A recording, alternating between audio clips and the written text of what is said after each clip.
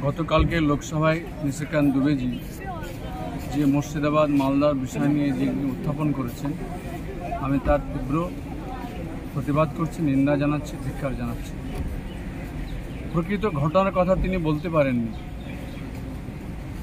সেই সময় ঘটনা যা ঘটেছে আর কি আমরা আমাদের এলাকাতেই হয়েছে, কাজে সেটা প্রকৃত বিষয়টা আমাদের জানা রয়েছে।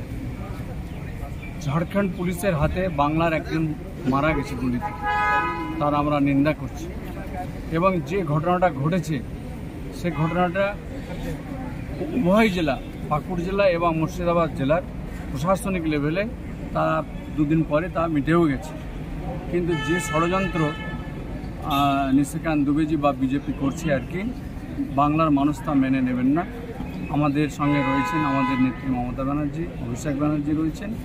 আমরা বাংলায় সম্প্রীতি ভ্রাতৃত্বকে যেভাবে বজায় রেখে আমরা চলতেছি, আগামী দিনেও আমরা বজায় রেখে সেটা চলব।